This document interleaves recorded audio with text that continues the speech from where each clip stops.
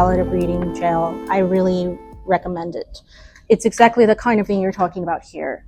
And I suspect that it has to do with what you brought up, which is like the setting of, being from the jail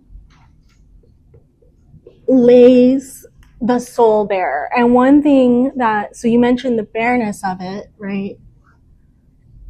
And you also mentioned hope. Say more about hope in this context. I just feel that they all have that same tone, like from being in isolation. Good. Start seeing a bunch of weird stuff. Start thinking heavily about what they care about.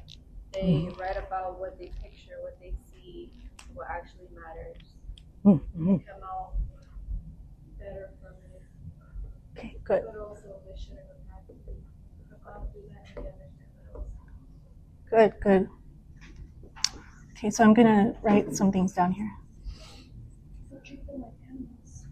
So isolation, indignities. Anyone have anything else to add along these lines? So I liked, one point I liked is this idea that, the more isolated you are, the more you have time to reflect, right? Which can be bad in the sense that you can get into these loops of thoughts that are really painful and depressing, but it can also reveal kind of what's really important or lay out what really matters to you. What other things might you guys? Can you send me that? Thank you. Anything else along these lines? Well, since we're talking about, the setting of the jail, of writing something from a jail, is there anything about that setting for writing that strikes you? Either, just abstractly or in the case of this letter itself? Because this is a whole genre of writing, really. And in a way, Socrates' apology is not from a jail, but it is his defense of himself when he is in a court, right? So it's a specific type of writing. Okay, good, right. So one thing facing death. Yes. I was just going to say, the context of why he was in jail. Good. Because it was not actually, in my opinion, in jail for a justified reason. It was just right. So I do think that's relevant to the way the letter is structured. That in this case, one thing that matters, and I think it comes up in some of the other cases we've talked about now, you're saying there's an element of civil disobedience, that like he's in jail for something that he shouldn't be in jail for? Yes. Right, yes, okay, right. So civil disobedience is a really important concept. It's something that perhaps we haven't done such a good job of connecting, but if we have been working with this idea of conscience and the formation of conscience, which is what we've done with our readings of Hamlet, Augustine, and Machiavelli, who kind of give us different takes on what the world we form our conscience in is like. And if we go back to the very beginning of the class, we did Genesis, and here we did this idea of choosing, right? Right, choosing between good and evil, whatever that comes to mean in your interpretation of the texts.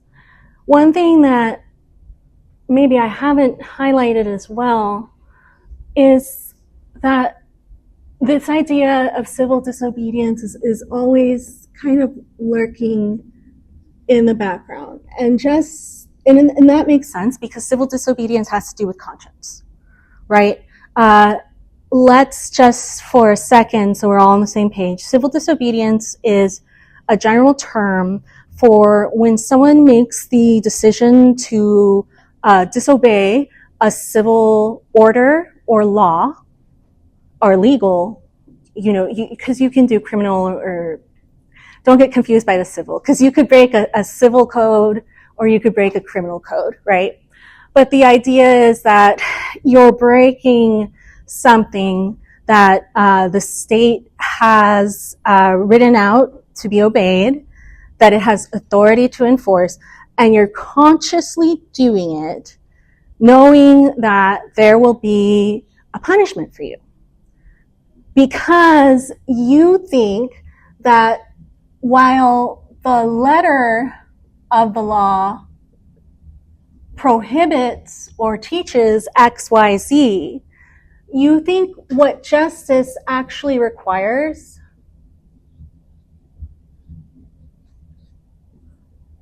is different from the law.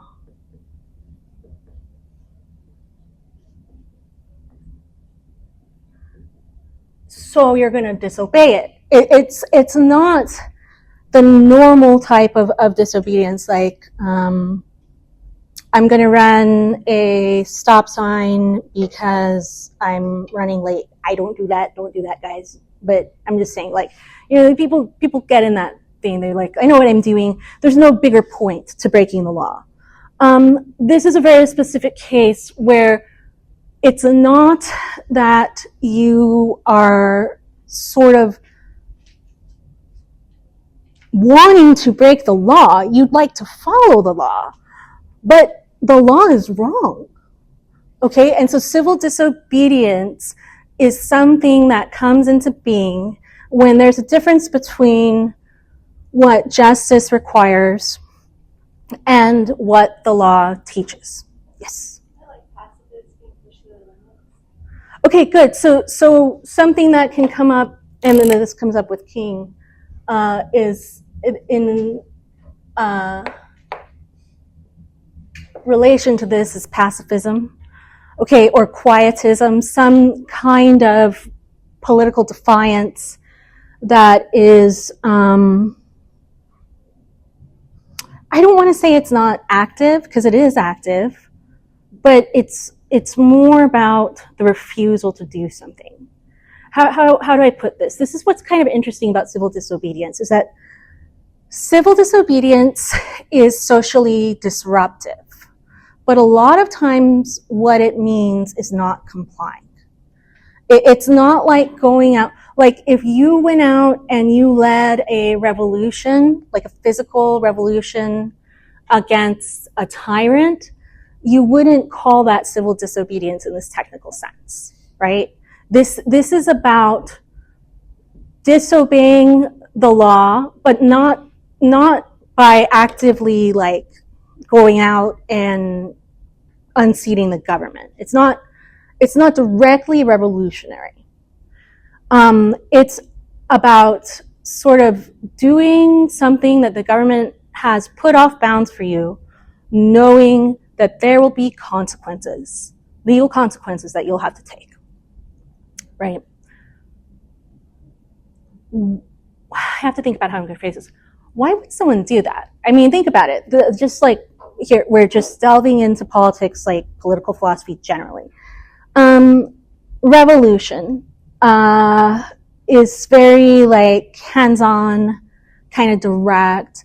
You are engaging in some type of disobedience, but you're unseating the legitimate authority and replacing it. How is this different, and why would someone do this instead of revolution, for example? Yes. Wouldn't it be like, why would I like a system that doesn't like me? Okay, good. That's Why would I help and participate in it? okay. This is, I think, something to keep an eye on. And if you guys are writing anything down, I'd write this down. How would I say this? One of the things that civil disobedience takes for granted is you, in a sense, are agreeing that you are a part of this political community. Now, that seems like contradictory if at the same time, I think you're right, part of it is saying, well, I'm not part of this political community. But you have to be part of the political community at least to the point that you are expected to obey the law, right? You can only engage in civil disobedience if you are part of the political community as, represented by its legal structures, okay?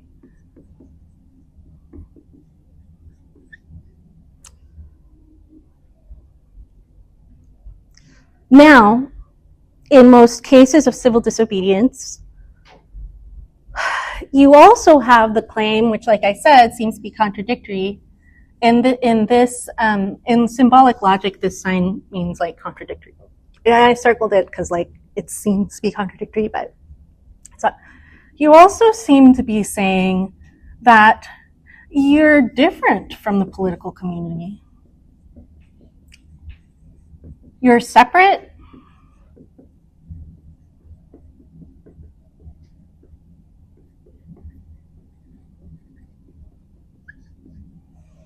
You're resisting.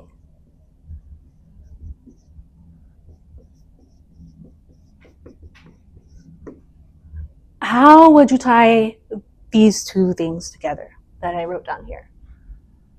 Both that you are at once a part of the political community and in another sense not. Yes.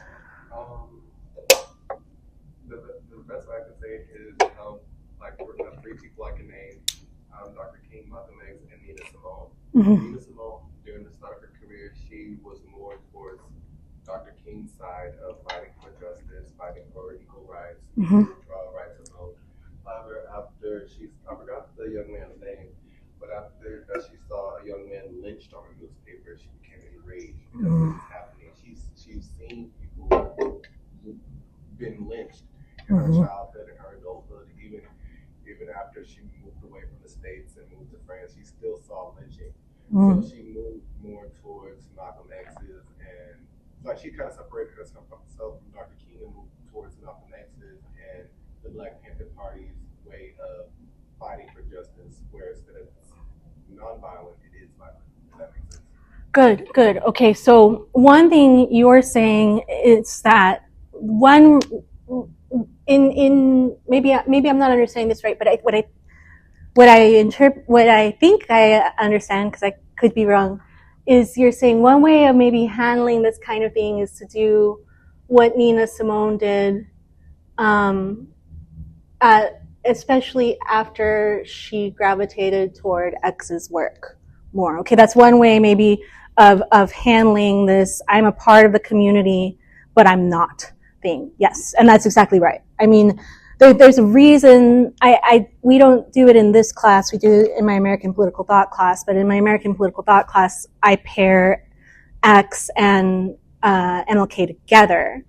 And what you'll see is they have the same diagnosis of what's happening. They have a totally different remedy. And this is one way of putting this together, right? You then say, well, then should I have a separate political community?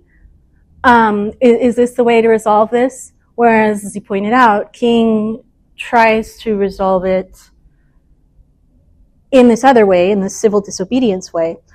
So if this is a really good comment, because think about it, if X is going to do,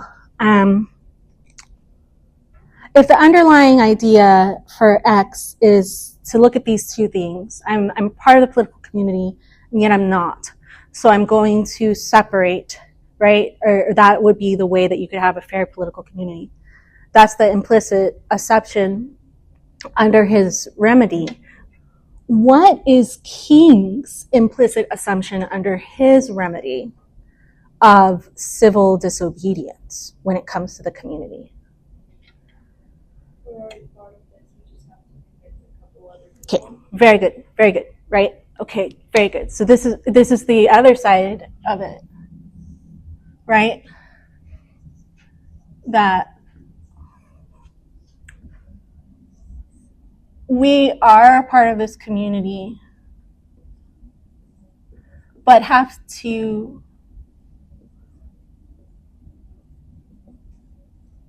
persuade others, right? Is a basic idea. We're a part of this community. We take ownership of this community, even if we're rejected by the community at large. We don't want to be run out. It's our community too. So these are two very different ways of handling this tension. And we can talk about the benefits and disadvantages of both. But the contrast is good. I'm glad you guys brought it up. I'm really glad you brought it up. Because if you take this other part, we are part of the community, but we have to persuade others that we are. What normally happens is that is connected to civil disobedience.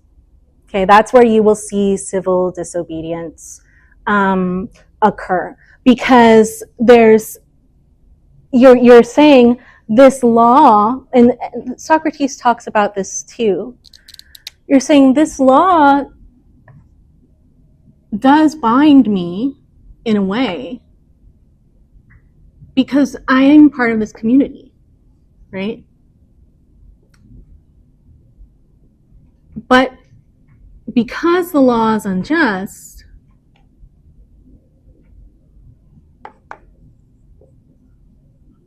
I will disobey it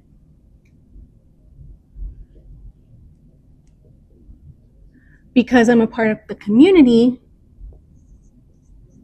I will accept the consequences. This is the difference.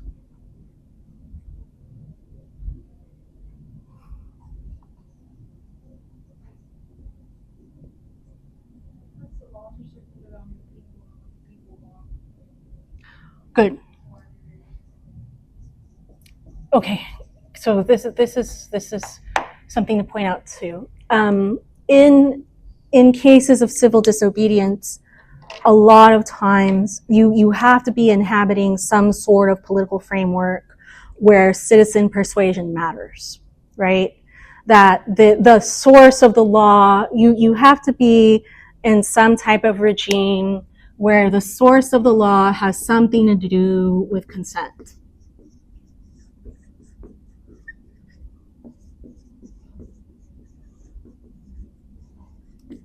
For its legitimacy.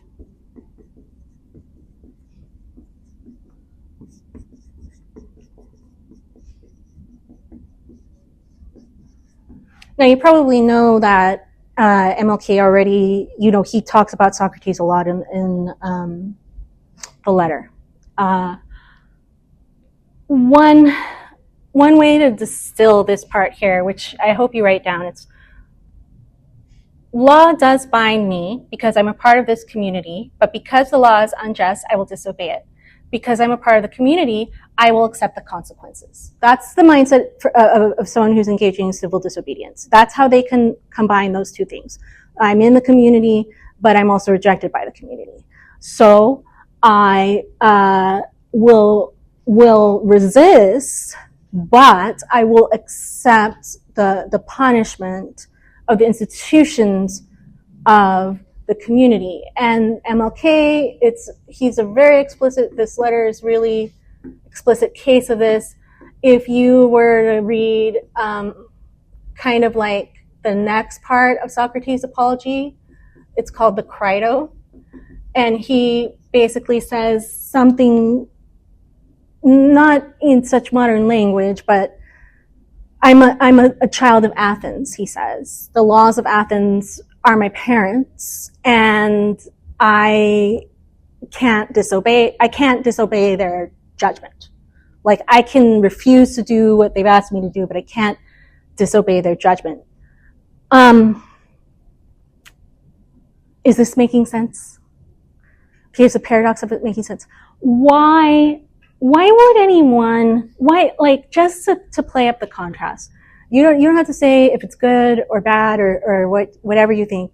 But just put yourself in this mindset, right?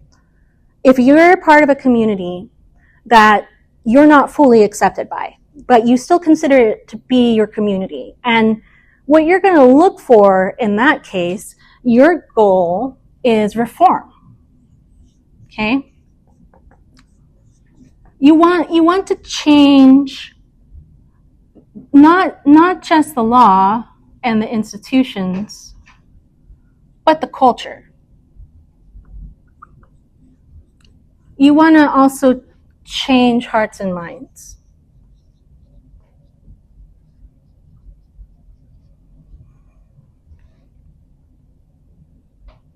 For reform to really work as reform, I mean, you can't do reforms all at once most of the time, but there's different components. There's the institutional and legal components, and there's the sort of psychological components, right?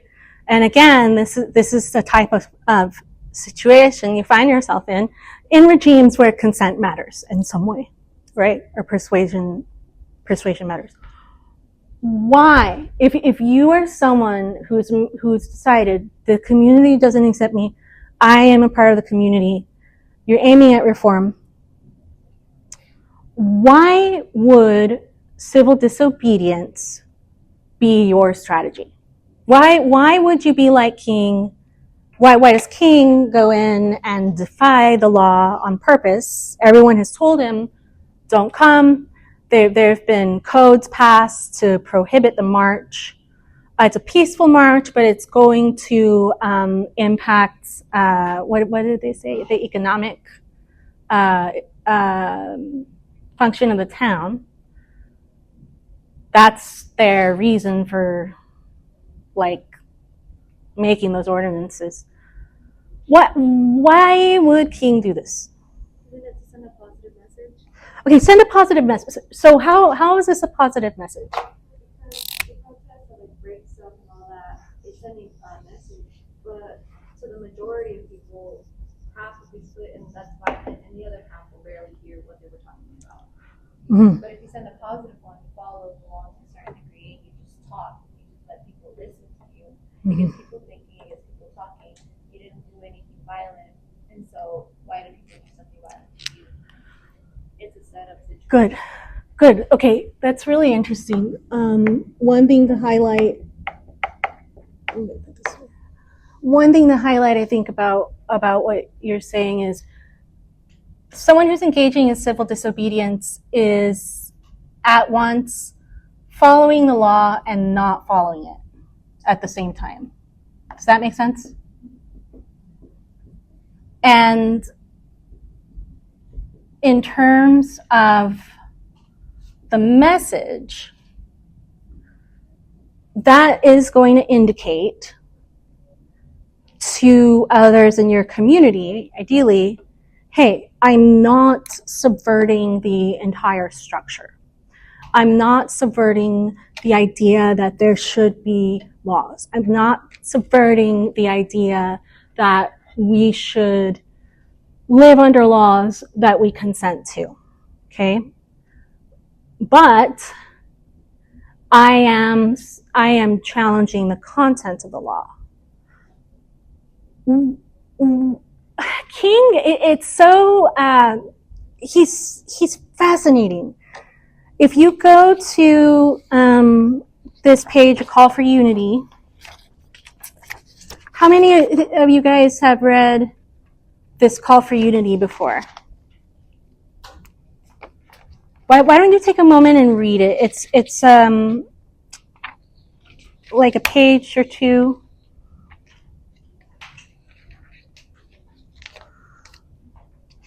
It's what King is responding to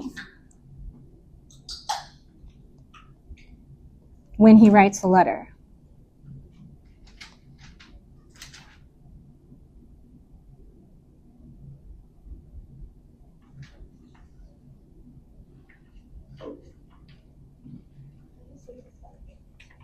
Giving anti-feminist, the anti-feminist movement. I didn't remember the name. Oh, yeah. Yes, that's true. Yep. Yeah. That's a whole part of it. Yes. So I was going to say that something that he does that I think is very interesting is he works with the law versus against it. And religion too is something that he goes back to. Okay, that's really interesting. That is in the letter of Birmingham where he refers to a lot of biblical teachings or religious teachings. Good. Which is again something that I find really interesting because we have seen it throughout history where I don't know if I want to, instead of revolting and it being something violent and just saying I don't want to do it because of this reason, they're kind of using their own logic against them to Good. okay, well, I mean, another thing that he does is, where does he refer to? I mean, like the Constitution, he does. And the Declaration, yeah, yes. All of those things, he, again, is working with what is already established. Mm-hmm. Not necessarily wanting to completely change everything, which Yes. in this time is what everyone was afraid of, for some reason. Okay. But yes. Nicely done. I also want to add that this is also the period where the reason why he was in jail because he was also leading the march on Selma. Yes. And he was also working prior to this march, because I watched the movie Selma. I love history movies. He was speaking with President LBJ, and he was like, hey, I want to do this march because the governor is not allowing Black people to vote. Right. Black people are still doing these literacy tests, these Mm-hmm. constitutional tests to have the right to vote. Right. And even when they get the questions right, they're still denied their right to vote. Yeah. And he's pressuring the president to speak to the governor, hey, we want our rights. We want to go Good. like every other citizen. Very good. And LBJ was, a white man. No, I'll see what I can do. I can't do much over. I have to go to Congress. And so then King went ahead and went on with the march anyway, and that's why he was jailed, and that's why he wrote this letter. Okay, good. Good job pointing out the historical context about the Civil Rights Act and everything happening with LBJ too, because, and it started with Kennedy. This is a good point. Before we move on, guys, take a picture of this if you need to.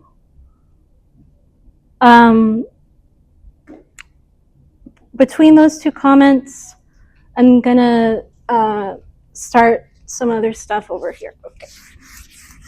Okay, good. So the first comment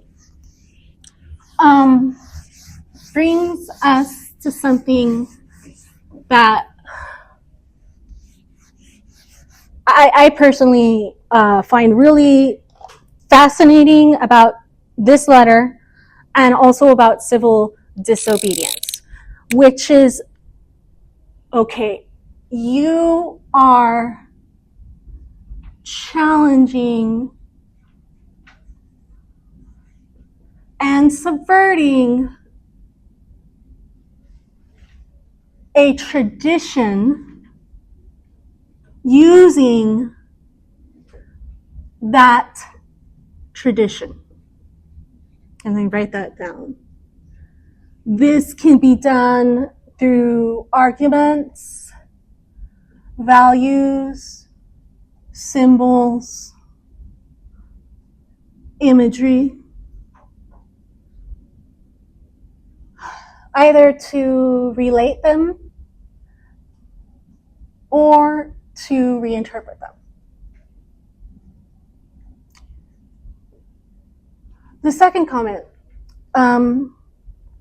is to point out the actual political context, and both of these pair quite well. I don't want to say that this isn't particular, because it is. Like it has a particular historical context too. But in some ways, this is more theoretical, and this is more, you could say, practical or pragmatic, right? Civil disobedience always tries to combine, and this is really important, theory and practice together. Civil disobedience is a really conscious choice to try to take what is often abstract or philosophical, discussions about justice or rights or that kind of thing, and to make those concepts tangible. You can only do this through practice. So these things paired together really matter. The political context, it's twofold. One is that there is a national crisis over civil rights legislation, because, like you said, and Malcolm X talks about this in the speech I pair with this, that there's this problem that the national institutions that are supposed to make sure that voting rights are honored and enforced, it's not doing it, right? It doesn't do it. And there's different ways that you can do this, but a lot of this would have to do, some of it's going to have to do with Congress, but some of it's going to have to do with the executive enforcing the law, and the executive enforcing the law in our federal system. And our federal system is one where then there are state level executives, right? So, King, this is something I think, if we're thinking about what theory and practice looks like for civil disobedience, he's identifying his audience, okay? And one of the audiences is going to be national political leaders. He has tried other ways to get this passed, to allow for full enfranchisement. It's not happened. It's not worked. There keep being excuses, right? So one thing he has to do is, one of his audiences will be the president. Another thing that's happening is that inside Birmingham itself, he's aiming at those political leaders too. Now, in the context, they're having a really important election. And so this letter, A Call for Unity, it's a public statement by 8 Alabama clergymen. And so you have like a Roman Catholic bishop, you have a rabbi, Methodists, all these kind of diverse groups, and they're speaking as a pastor to a pastor, but they're doing it publicly. Like they've put this letter out publicly, and they've put it in the paper. So it's between pastor to pastor, but they also have an audience too, right? So they're trying to convince him, but they're also speaking to everyone who's going to witness the argument that they're making. And this is happening as King is doing the Selma to Montgomery march. And he's timed it to where he'll come through town in this peaceful march, and there's this boycott also happening around this time too, when there's a very tense election happening in the city. And this election is between, this is part of what makes King's context really fascinating and all this philosophically fascinating. The election is in between someone who is explicitly quite racist, explicitly very aggressive about racial segregation, and someone who is relatively moderate compared to that. Someone who is not going to be taking it as far and who doesn't have the same history of public violence and private violence. And so these 8 clergymen have been working for integration in their town, in their churches and synagogues. And they're saying, hey, we are working on this. It's going slow, but we've had some benefits. We've had some changes. Now, if you come you're going to ruin everything. Because what you're going to do is you're going to push all the people who we are slowly changing the mind of to vote for the most terrible of our two choices, the one who is the most likely to uphold segregation in a violent way. So don't do this. And what they say, what's the language they use exactly? They say, we are convinced, okay, go to the second page. However, we are now confronted by a series of demonstrations by some of our Negro citizens, directed and led in part by outsiders. We recognize the natural impatience of people who feel that their hopes are slow in being realized. But we are convinced that these demonstrations are unwise and untimely. Let's say... Then there's another line that's really important.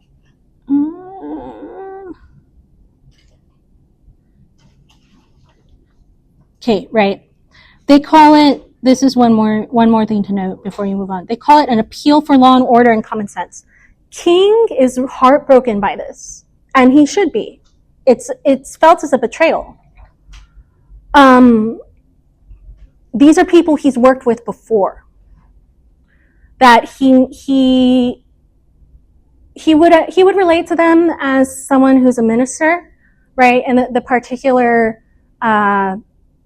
role that ministers have. But he'd also relate to them as like a friend. And I think this is one of the most interesting aspects of this text is really fascinating, because he's not responding to the aggressive people who are like, we're going to put dogs on you, we're going to do this, that, whatever, the other part of the election binary. That's not what has prompted this letter. What's prompted his letter is to respond to people who he thought were his friends, who he thought were on his side. Okay, I'm going to bracket this for a little bit. He thought, we're working for the same thing. So when he reads this letter, he's devastated. I mean, and I can't speak for everyone, but I would be devastated too. If I was in a community and I wasn't accepted, and then I found people who I thought accepted me, who I thought were going to work with me and help fight for me. And then all of a sudden, when I'm at my lowest point, they publicly decide to chastise and reject me. Psychologically, that would be devastating. And I think that goes back to this point we had from the beginning about the question of settings, right? He's writing from a jail. A lot of times someone who's in jail, they're at their lowest point. Well, he's not just at the lowest point because he's been punished by the law, because, I mean, he is at a low point because of that, but he's been doing these marches and getting apprehended by the law as a part of how the marches function, right? That you march and then hopefully you're able to give your peaceful protest, but if you're not, you're prepared to go to jail, right? So he's not at his lowest point because of the jail simply. He's at this very, very low point because of a total betrayal, or what he perceives as a total betrayal. Now, to be fair to the writers of the letter, they see themselves as agreeing on the goal, disagreeing on the means, right? And they even try to acknowledge, to say, we understand that feels like it's taking too long. But they say, basically, it has to be this way. It has to take this long. I think that there's something then, if you combine all of this together, because we talked about the political context, right? And one of it is like pragmatic, and the other I said is this sort of point about friendship. We go down here again, right? Start from where we were earlier. Civil disobedience is always an extension of an argument about citizenship and participation, where you're arguing that you are part of a political community, right? That either partly or entirely doesn't enfranchise you. And so what you do is you say you want to show that you're loyal to the political community, that you're a good citizen, but also show at the same time that there's something unjust happening in the political community. The way you do that is by expressing, the law does bind me because I'm part of this community, but because this law from the community is unjust, I will disobey it. Because I'm a part of the community. So I'll break the law, but I'll accept the power of the political community to give punishment. The goal of doing something like this, we've already established, is reform. You're going to change the law, right, and the institutions, and change the hearts and mind by working within the institutions. You guys have rightly identified that these two things, right, the nature of, okay, this is about citizenship and participation, and its goal is reform.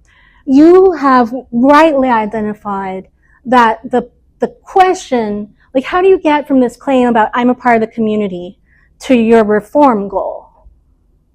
You get there by sending a message. You guys are exactly right. You get there by sending a message. The message has to pay attention to political context and particulars to work. That's one thing you should know. The other thing that the message has to do is it has to identify the audience. Okay, so here we've said he's identified national political leaders, he's identifying local political leaders in the context of this election especially. Who else might the audience be? There's multiple audiences. Other minorities in other countries. Okay, good. So one might be other minorities in other countries. This is something that him and Malcolm X both do.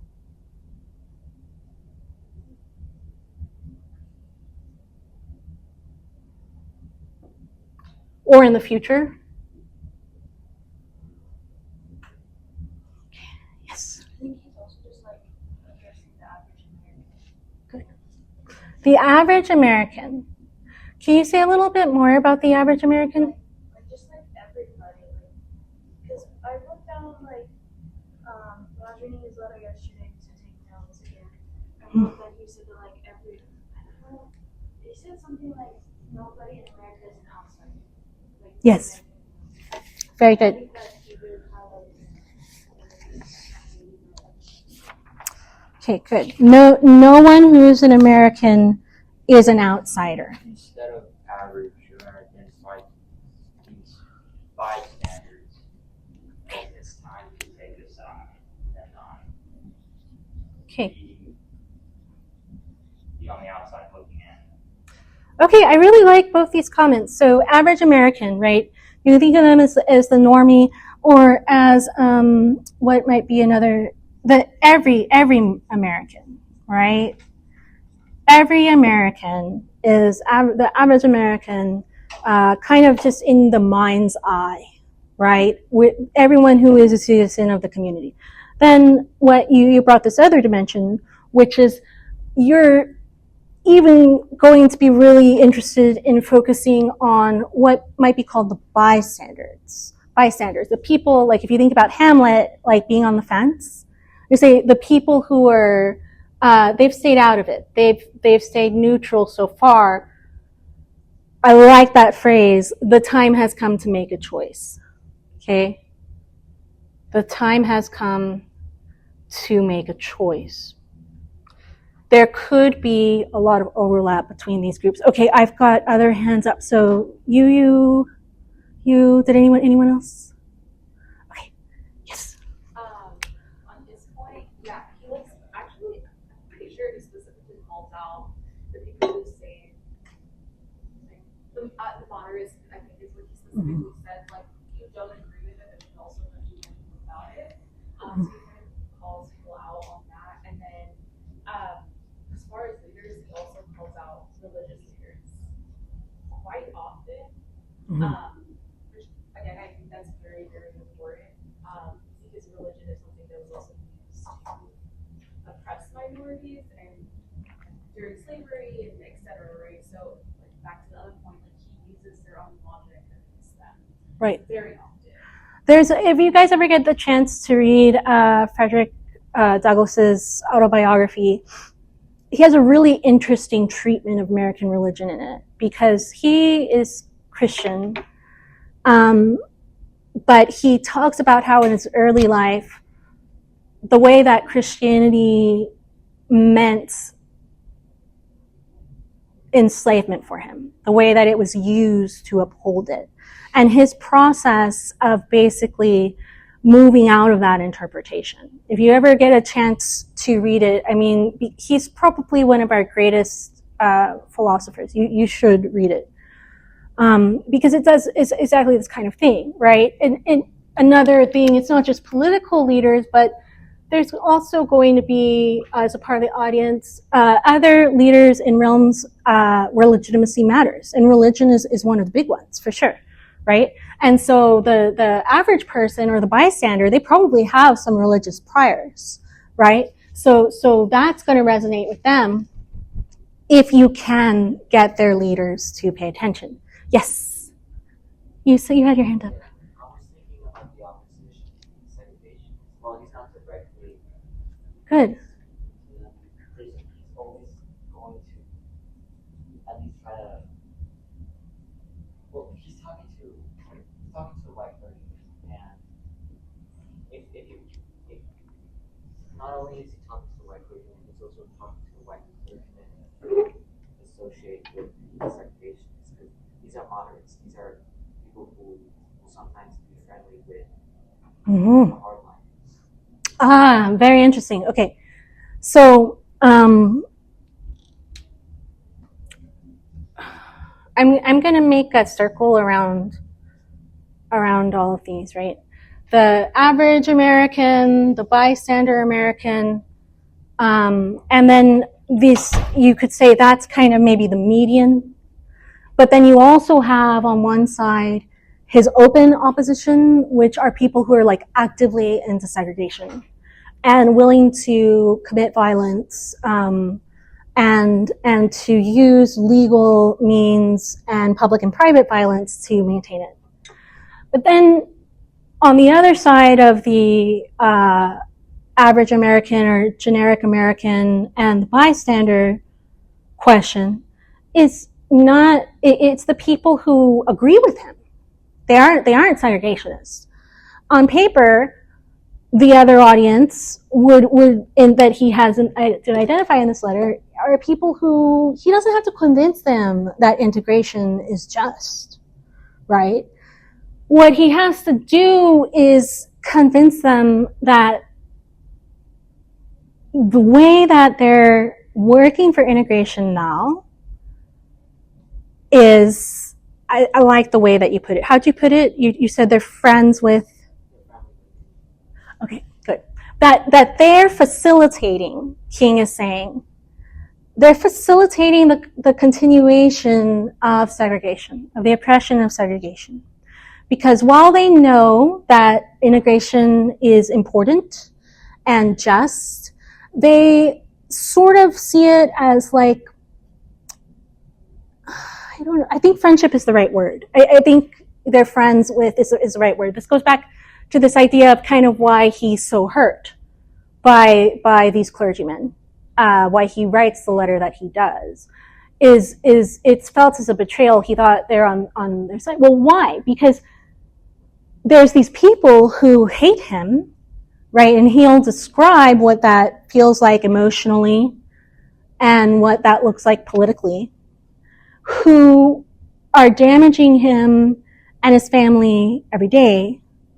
And you're going to act like the people that do that to him, not you, but, you know, this group of people on his side, you're going to act like the people who do that to him, like it's not a big problem, right? Like, you know, it's negotiable.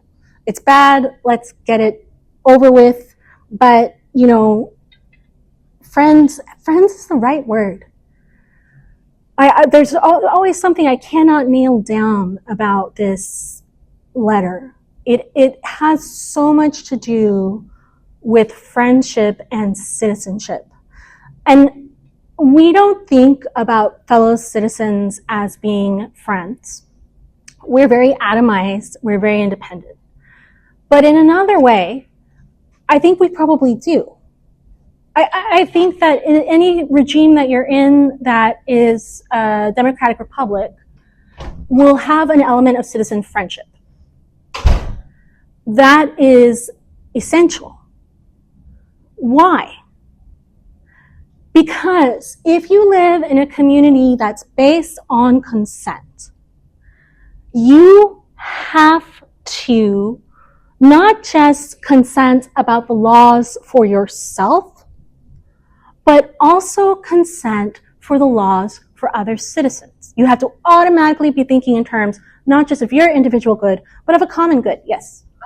I also think this is also kind of like a modern issue where it's like, I know it's wrong, and I disagree with whatever law, whatever societal thing that they are upholding, but it doesn't affect me enough to continue to stay loyal to you. Mm-hmm. And so I think that, again, back to the friendship, I did feel betrayed because he thought that these people that were truly standing with him, Right. We're going to stay loyal with all of those things. Yes. Good. And I think it's something that we see like very often now where it's like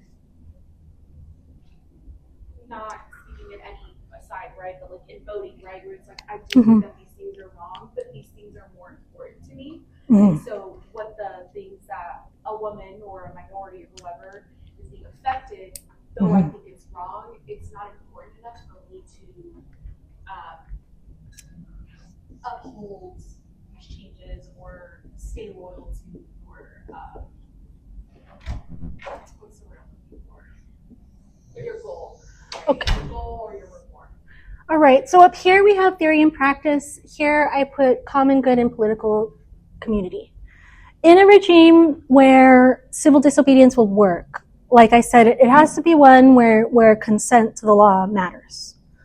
And if you're part of that type of community, you're a citizen in this kind of community, you have to think of the law not just in terms of your individual good, but you have to have some idea of a common good or community good.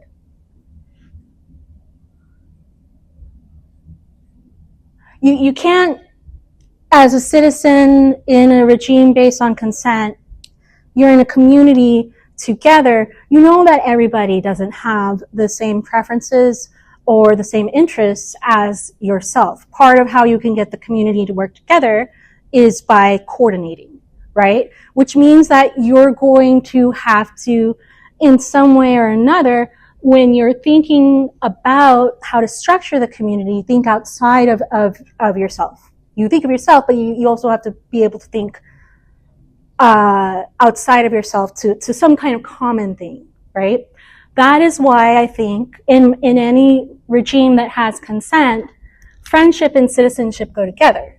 I mean, it may not be, we may not like that. It may not be a very strong form of friendship, but anything that is a consent-based government where you're making laws together for all, you have to intend the good of other citizens as well as yourself. What does friendship mean? Friendship literally means, like if you look at Aristotle, intending the good of the other. Yes. I usually think about it in like a more extreme way, in the opposite way, is that like we can overthrow the country together, but not alone. Like that's the only way that I get along with strangers. Like when I care about something, I'm like, we literally have the power to overthrow it together if we ever feel like it. Like we can do this and that together also.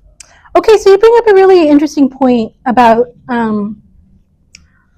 revolution. Revolution requires friendship too. And if you study revolution and you study conspiracy, you'll see that in-group identification and bonding is really important to how that unfolds. The contrast, take a picture of this if you guys need to, because I'm getting ready to erase it. Yes. Isn't he fighting against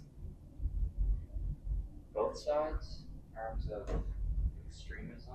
Like I know I can't stand listening to anyone talk politics because they're always not right. They're either one side or the other. Mm-hmm. I know he's facing extremists as in terms of racists, but he's also fighting against his own community in a way. I know we talked about these pastors and churchmen that are saying he's too extreme, but there is a side of his community that wants to take it further.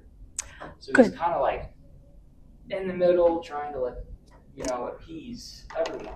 That's another thing to identify. Going back to when we talked about Malcolm X, there's already an internal debate in this community about this is the end that we want. The means are where we disagree, and they have an intense disagreement, right? There's a lot of internal critique that has happened, and he will also have this audience in mind. I think that's good to state. Yes. It's kind of like a parallel from today's time, because I wanted to carry out what she said, how he was disappointed by these clergymen, although they were, I can write this. I understand his disappointment. It also reminds me of the situation with Vice President Harris when she was running for president, and how she was thrusted into the race last minute, and how she was calling on all of her, Democratic allies. She was like wanted their endorsement. She wanted to be promoted. She wanted to be given the same grace Biden was given. Mm-hmm. And you have figures like Nancy Pelosi, Barack Obama, Michelle Obama saying, "Oh, well, we're just gonna wait and see how it turns out. We're gonna see how it looks for you, and then we'll give our endorsement. We'll see. It's like when it comes to the when there was a phrase I had at the top of my head, but it's like when drastic measures are needed, it's not there. Mm-hmm. It's not given. Good. So this is part of the thing I think y'all's comments are bringing together, is that a lot of politics in consent-based government forms is about defining in-groups and out-groups. Okay, defining allies and enemies. I'm not saying that's good, I'm not saying that's bad, but the reason that kind of thing matters is because what you're looking for is legitimacy in the eyes of the community, right? You're looking for legitimacy in the eyes of the community. You're looking for, you need the rest of the community to admit you, right, into something or another. That's how deliberation works. And this is another way, a lot of times, that politics becomes wrapped up in these questions of, for a lack of a better word, again, friendship. Anyone who tries to build a political coalition is going to have to try to build a coalition through interests, but at a certain point, coalitions need more than interest. Okay, they need some sort of common sense or common identification of the good. So whether this is what happens inside a party itself, or it's what happens in the nation as a whole.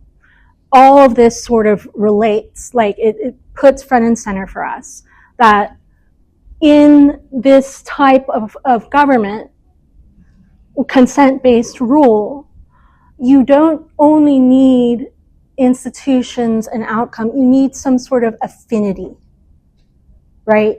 You need something that is more than just institutional legitimacy. You need something that maybe the better word would be psychological. That's why I said when you're engaging in reform, you're working with institutions, but you also are trying to change hearts and minds. And to do that, people have to feel like you have some relationship to their heart and their mind. Yes? I always think of revolutions and all these other kind of things like mutual goal, and most of the time you find it's like, if they can do this to me, they can easily do this to you. Mm-hmm. Yeah, Lincoln has a really interesting snippet in one of his journals where he's like sketching out arguments against slavery, and he's like, well, you say that slavery is just because of X quality. Well, be careful, because the next time you see a person who thinks you have that quality more than they do, they'll enslave you. And he goes through different qualities and different variables, and he basically shows, right, that once you adapt that type of mentality, there's no one that will permanently be outside of the space of the enslaved. I think that one of the things that that King has to do, you guys have together brought up so many groups, right? Think about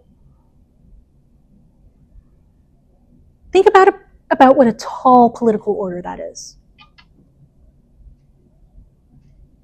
He has this one shot to talk to all of those very, very different people. All those very, very different people. His message has to be something that, you brought this out, well, why not revolution? I think part of what's going on here, right, okay, so one is that revolution and social violence and chaos. It's just a generational trauma. Yeah, intergenerational trauma in places with revolutions and coups and stuff is really interesting to study, absolutely. There's sort of this obvious stability issue. But part of King's point is, well, if we don't have a revolution, it seems like what you're wanting us to do is to just endure social violence and chaos, like, yeah, in only part of the community, right? So you can have a revolution where all of this is unleashed on the entire community, or you can inhabit a community where only part of the community is going to feel the violence. What King wants to do is to break down that binary. Okay, to look at it another way,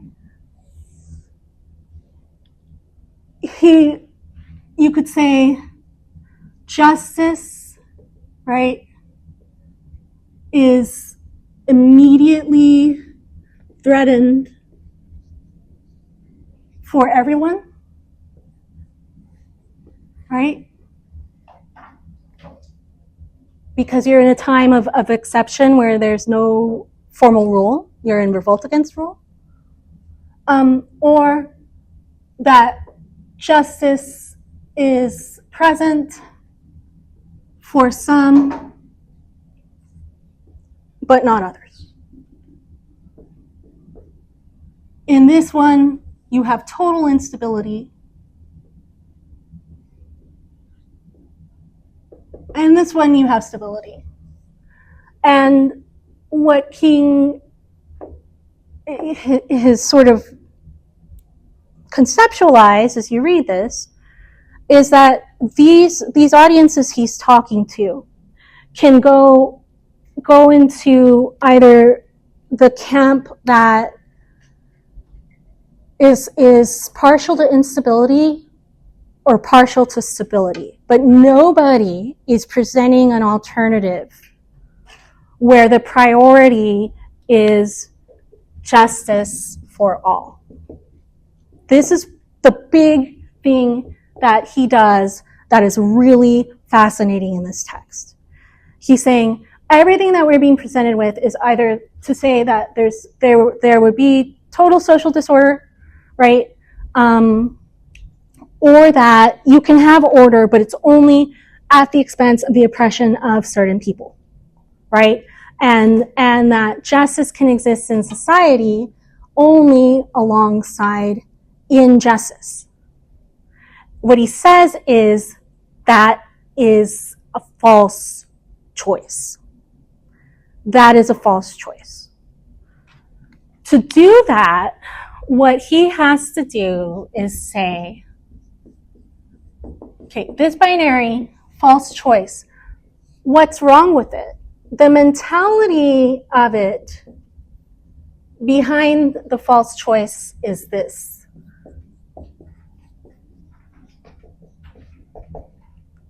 Justice, right, or the good is a zero-sum game. What does that mean? Okay, right. That it's an understanding of, if you think about the good or justice as like a benefit, it's like that there's a limit to how much of it exists, right? And so for some people to have it, others must not. Okay, that it's you could also say it's a scarcity mindset. There's this thing called justice or called the good, and it's finite, right? And so politics is about the arrangement, the negotiation of justice. Right, you know, he talks about this. He talks about what does he say? That it's predicated on this idea that, you know, in order for freedom and stability and the common good to be real, that in a certain sense you have to be okay with the part of the population not having justice to the same extent, or the common good to the same extent, or freedom to the same extent. Underneath this mentality is the idea that, and this is an old one, he deals beautifully with something that is in modernity, but goes back to ancient politics too. This idea that someone must always be unfree for others to be free. And you can replace freedom with justice or any of the sort of correlations. That society is inherently hierarchical, and in order for it to function, someone always has to be on the bottom and in some sort of deprived place. Aristotle talks about this a little bit. Like he's not saying, you know, it's a good or a bad thing, but he's just commenting on politics in Athens, and he talks about how the Athenian citizens are free, but all their freedom is kind of built on the slavery of the Athenian slaves. So these Athenian citizens are free, but they are free because others are not. And that's the way that they get to have their freedom. MLK is saying we have to let go of the idea that someone always has to be on the bottom. That things like the common good or justice, right, are not finite. The way that he does this is by saying, and this is what your quiz is about, injustice anywhere is a threat to justice everywhere. And that's where he starts. That's the kernel of his entire argument. He's saying, you're thinking about justice, the common good, freedom as a zero-sum game. You're thinking of it in a scarcity mindset.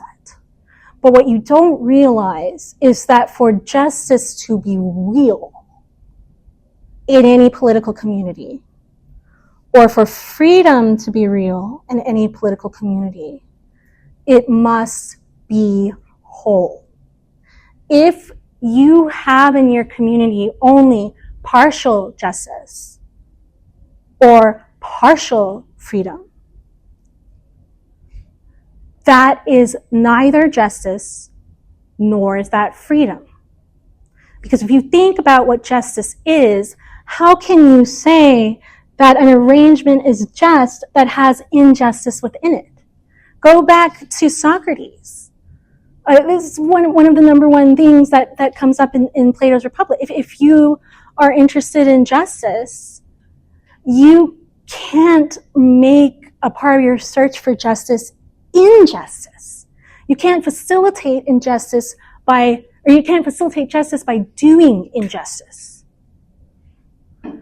So instead of thinking of it as this negotiable resource, you have to think about it as something that only can come into a political community as a whole, as an entire thing, right? It either exists or it doesn't. Injustice anywhere is a threat to justice everywhere. You can't build a just society if you're negotiating with injustice to do it. This is the primary thing he's doing. Civil disobedience, right, is how he's going to get that message across. That's the message he has. We've been talking, well, what's his message? What's his message? This is his message. Okay? And this is what the civil disobedience is supposed to accomplish. All right, guys, go ahead and give me your little things. And next time we're going to work on Hannah Arendt. No, you can keep the other part. Good question.